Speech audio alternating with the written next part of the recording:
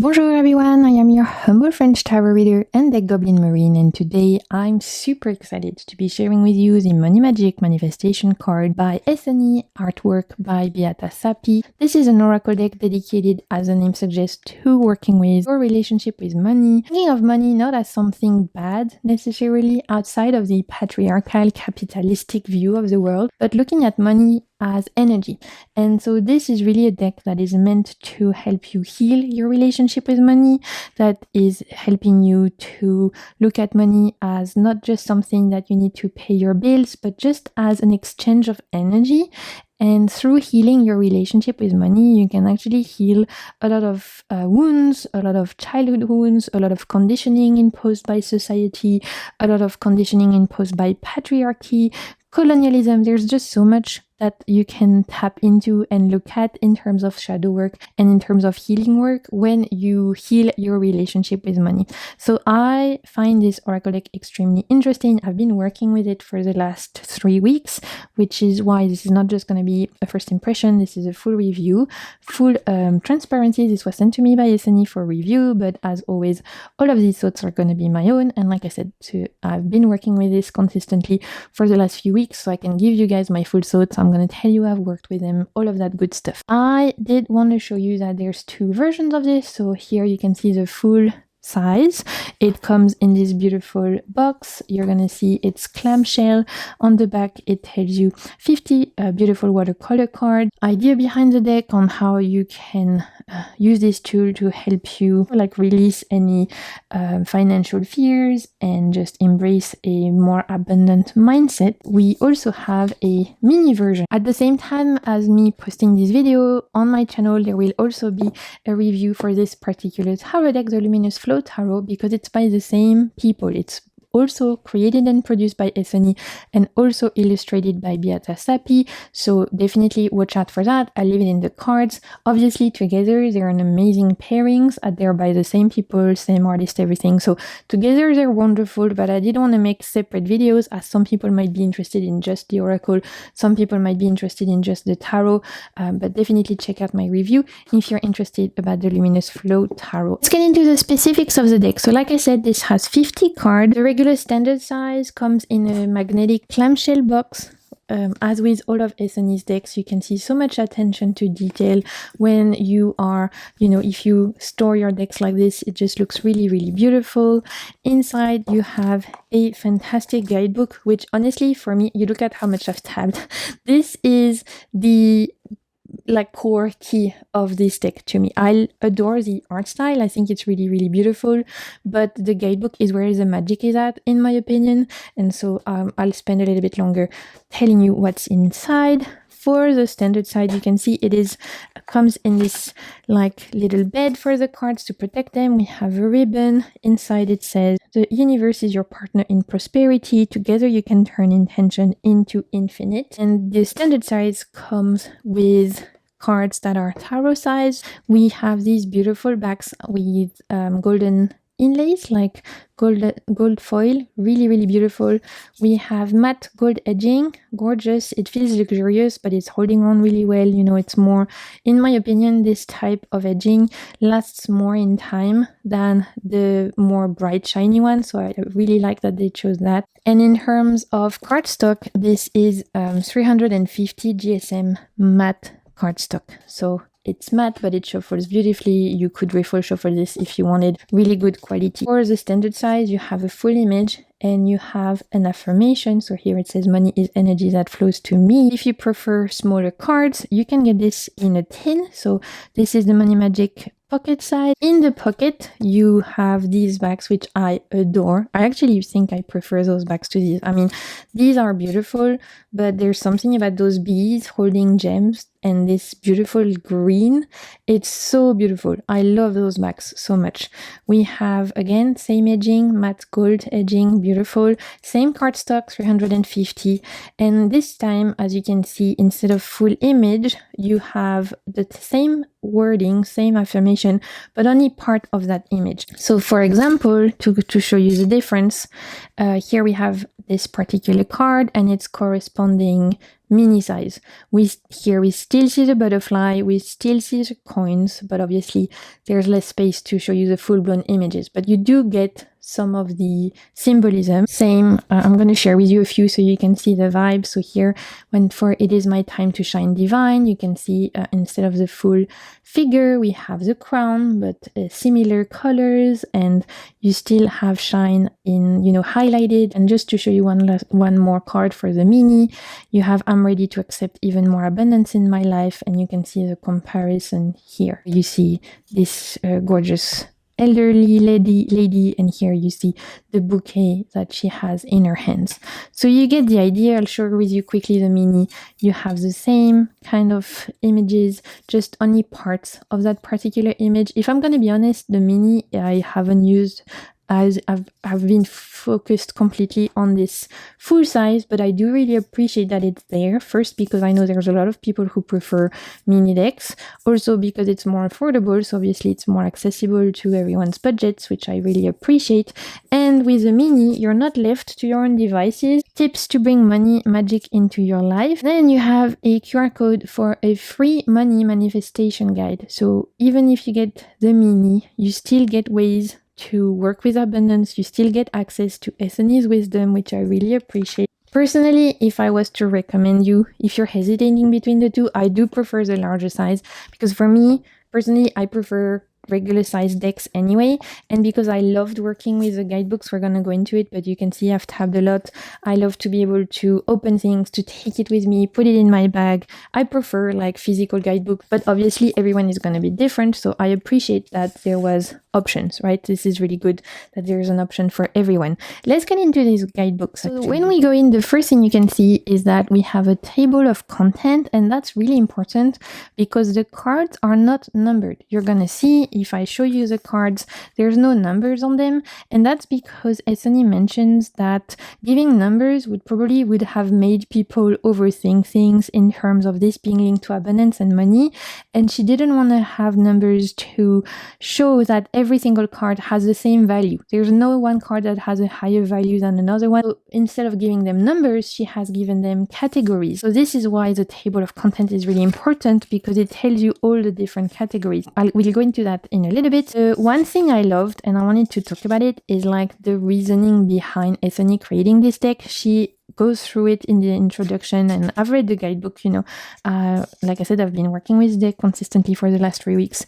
I really appreciate that the reasoning behind this particular creation of this deck was because she wanted to offer something that would help people replace this kind of like bad rep that money has in spiritual circles. There's a lot of discourse in spiritual circles that money is bad because of the fact that we live in a capitalistic world, because of the fact that we live in a patriarchal world, a colonial world, and yet we need money to live. We need money to put a roof over our head. We need money to put food on the table. We need money to be safe, right? We still will live in a world where money is needed and necessary.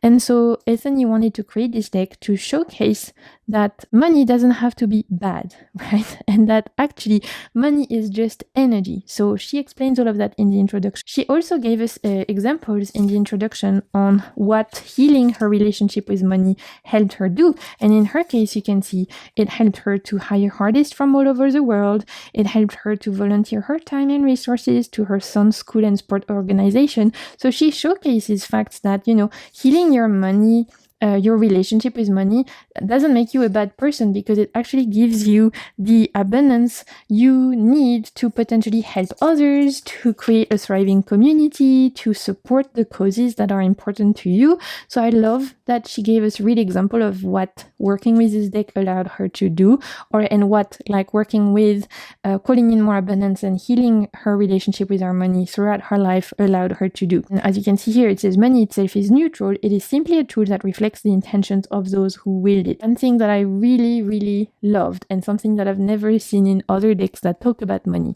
is that Ethony actually has made a whole point of explaining that healing your money relationship can be and is actually political. So on page 16, it says, the elephant in the room, money and power in society.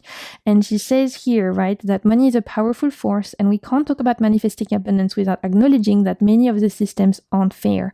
While there are many tools for creating wealth, from spells to financial advice, the truth is that the playing field is far from level. Institutional and systemic racism deeply influences who has access to money and opportunity, and these systems are designed to benefit some while excluding others, particularly Black, Indigenous, and marginalized communities. If we're going to create meaningful, lasting prosperity, especially through magic and mindset work, we have to start by seeing the truth clearly. I adore that. I really want to thank Ethony for addressing this elephant in the room of saying, you know, we can't just love and light our way through healing our money relationship, because we don't all start from the same point. We don't all have the same access to things. We don't all start from the same baseline, depending on your gender, depending on how you identify, depending on where you were born. There's so many things, right? So there's obviously, I just really appreciate the fact that she talks about these systemic barriers as being important to acknowledge. At the end, just says that that's why healing your relationship with money isn't just personal, it's political. And yes, I couldn't agree more. I thought this is so important that it's mentioned. And this alone, I think, is going to be so validating. And this is why this deck is for everyone, because it's not going to bullshit you to pretend like, oh, you know, you can attract millions of dollars if you manifest hard enough and work with the secret. This is looking at real ways to help anyone call in more abundance and heal their energy for money, but it does so in a way that is very aware of the systemic oppression and the limitations that some groups or communities or people might face. So just wanted to shout out Ethony for that, because I thought that was really, really great. So the cards are separated into families. So we have I am cards, and they all start with I am, right? And so these are linked to the root chakra, and they're all about empowerment and higher self and manifestation. Then you have your second category is healing card. So this is about healing potentially your view of money, not looking at money as good or bad, but as neutral. So that's you're going to have all the healing card. The next category is going to be releasing card. This is about letting go of limiting beliefs linked to money, releasing anything that's not helpful.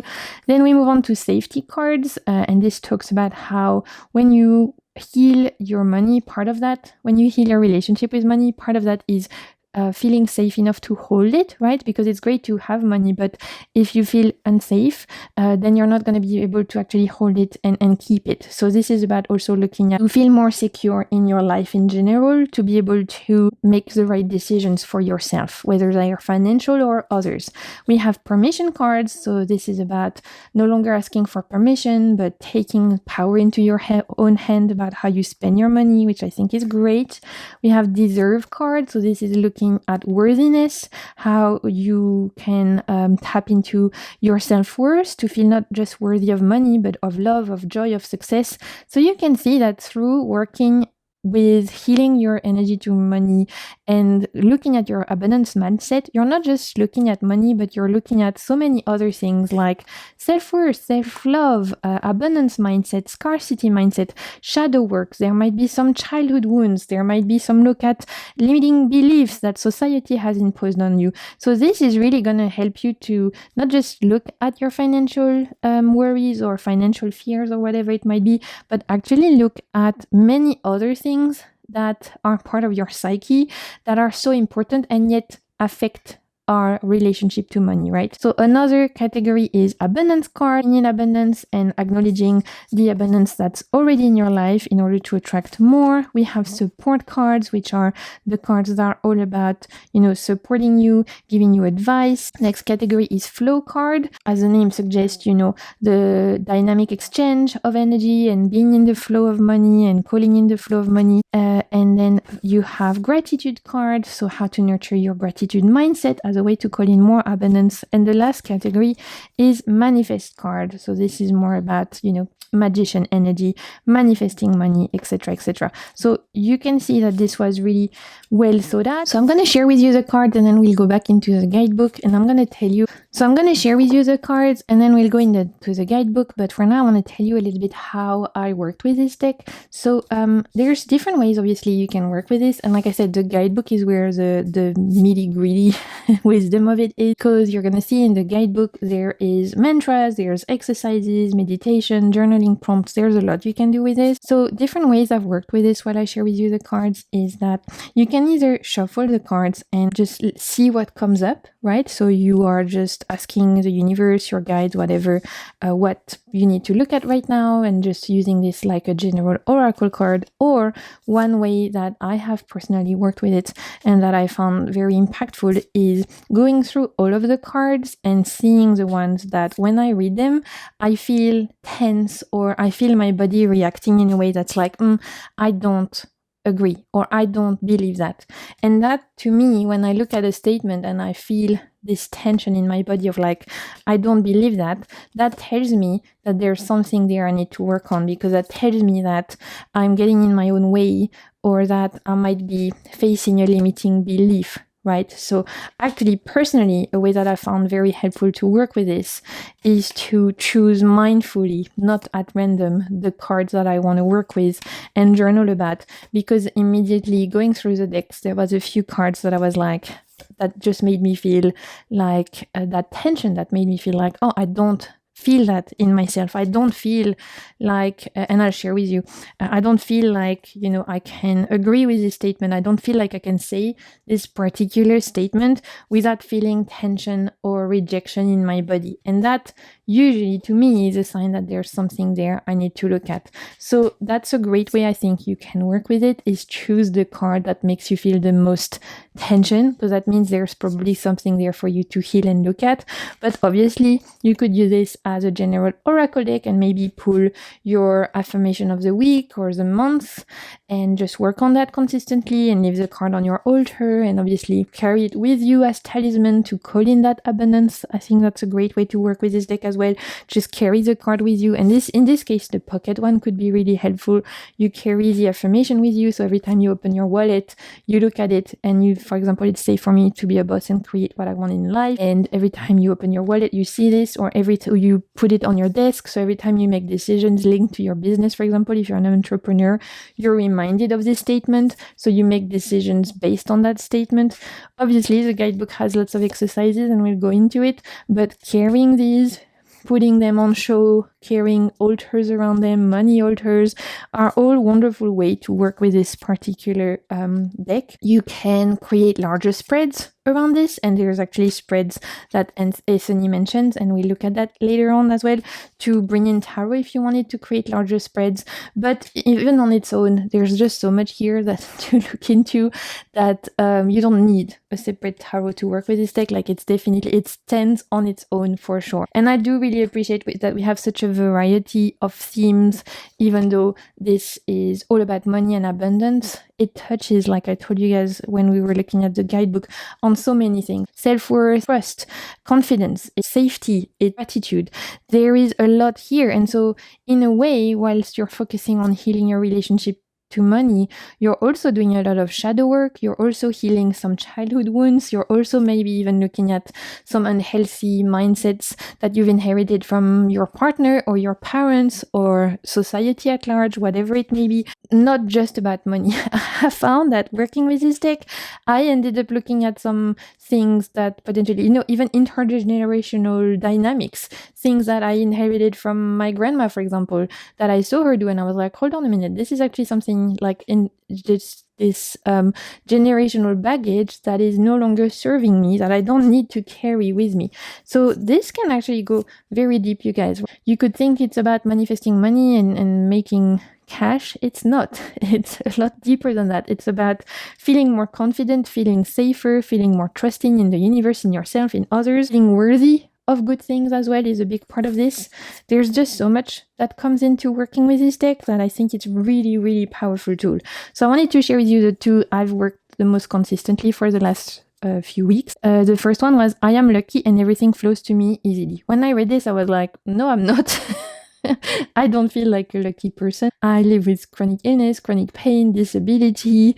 When I see something like I'm lucky, I'm like, I don't feel lucky, in my life.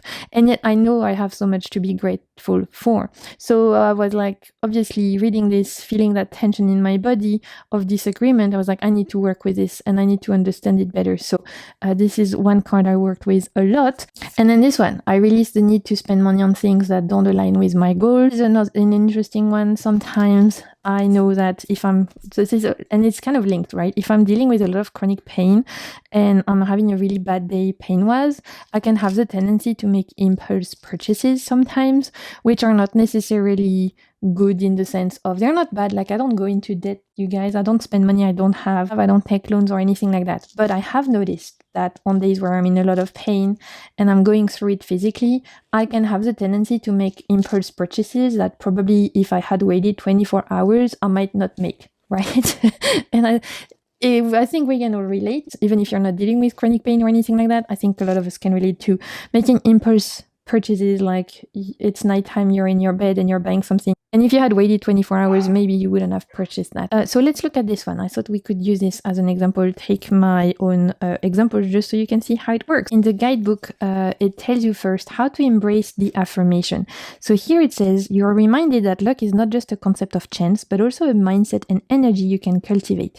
Being lucky means moving through life with the expectation that opportunities, synchronicities, and abundance will naturally come your way. It feels like the universe is always working in your favor, aligning perfect timing, unexpected blessings, and effortless success. You experience this luck every day. Already sitting with this, I was like, okay, there's a lot here that I need to embrace and integrate because again, like I've told you guys, I don't feel like a particularly lucky person.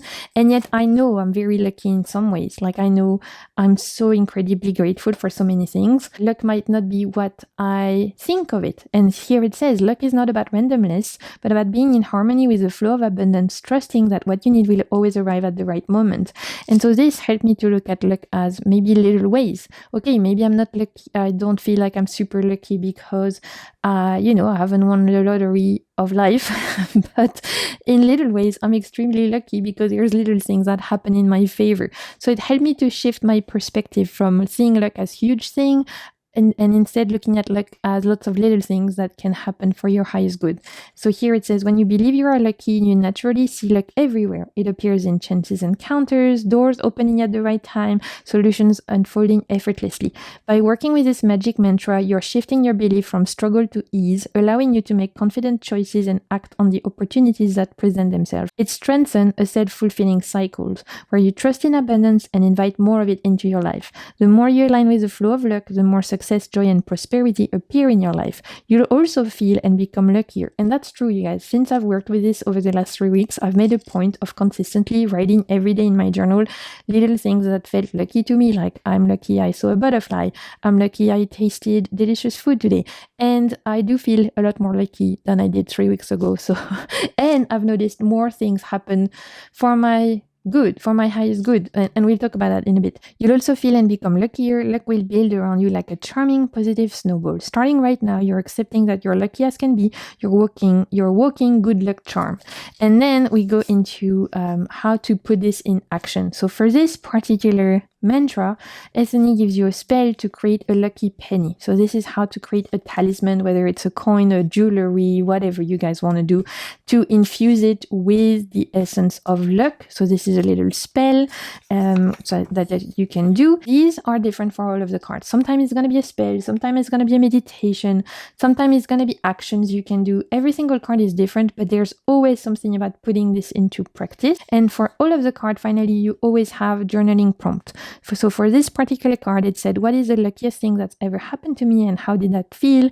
And do I have any luck charms or lucky practices that I can incorporate into my abundance work? I said I've made a point of now every single day writing in my journals the things that were lucky that they happened to me. And the more I write them, the more I notice things.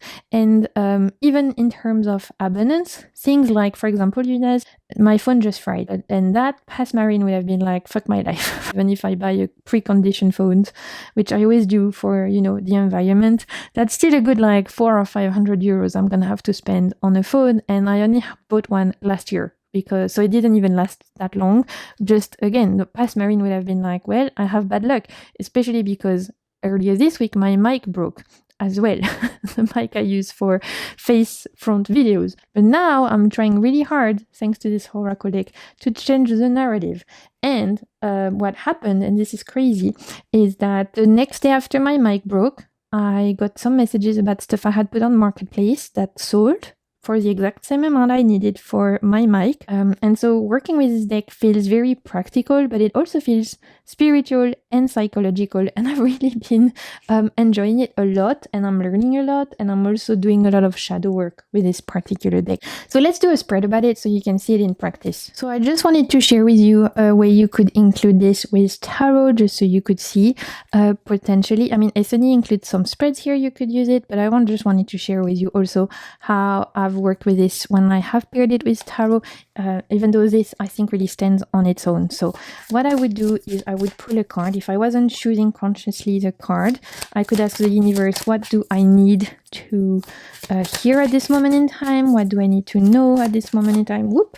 It says, I'm ready to play big. Okay, you guys, this is crazy because, full confession, I'm at this moment trying to think about potentially reopening paid readings, but obviously I'm dealing with a lot of chronic illness and chronic pain stuff, so I have a lot of fears around that, about not showing up for people the right way. But I also have a lot of queries about reading, for people in terms of paid readings and stuff. So this is a thing I'm personally trying to work on right now, and so this feels very apropos. So let's read me to feels. So I'm ready to play big. Okay, then I would pull tarot deck. I'm gonna use the Luminous Flow Tarot, which is the tarot deck by Ethony and the same artist, and you can find my review in the description box.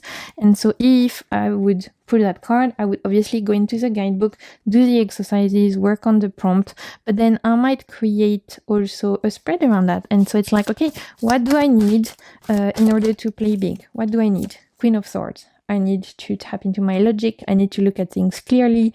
I need to look at the reality and be honest with myself and look at the ways that what can I do and what can't I do, right? Okay, I want to reopen paid readings. I feel really, I would love to do that. I have a lot of people coming to me for that. I love reading for people, but I also need to look at my limitations. I need to look at what I'm capable of doing. So I wouldn't be able to open paid readings for many slots. It have to be smaller slots, but recurringly opening them, for example, because logically, if I use my brain, I cannot commit to paid readings the way that someone who is able-bodied would, right? So that would be tapping into my Queen of Swords, making logical, smart decisions for myself, looking at the truth.